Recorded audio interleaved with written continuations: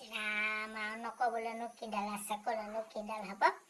আজি ৰাতিপুৱা সোমাইছে বাইদেউ আমাৰ ঘৰলৈ আহিছে। মই বোলো বাইদেউ তই যে মাস্ক চাস্ক পিন্ধা নাই কিয়? কৈছে ইচ বোলে কৰোণাই কেতিয়াবা নে গৈ মাস্কটো বোলে কিয় মাৰিব লাগে।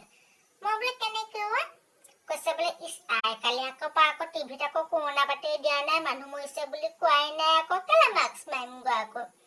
তাৰপিছত মই চিন্তাত পৰিলোঁ। তাৰপিছত বোলো বাইটি হেৰি নহয়, ভূমিকম্প যে আহি আছে গম পাওঁ নে নাই? কৈছে সেইডাললৈ কোনেনো ভয় কৰে, এই আহিব এই যাব।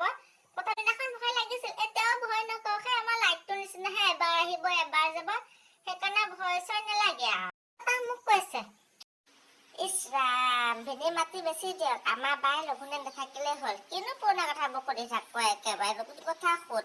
এতিয়া মুখ্যমন্ত্ৰী ক'ত হ'ব? বাতৰি দি আছে কোন হ'ব? হিমন্ত হ'বনে মুখ্যমন্ত্ৰী, সৰ্বানন্দ হ'বনে মুখ্যমন্ত্ৰী? সেইটো বাতৰিহে চাই আছো আৰু। এতিয়া কোন হয় আৰু সেইবোৰ নতুন কথা সোধ, পুৰণা কথানো কিয় সুধি থাক বোলে। তাৰপিছত আছো ৱাই এইবোৰ মই কি কৈ পালো হে, খাৰ খোৱা জিভা ওলাই কিবা ৰাম কি হ'ব মোৰ।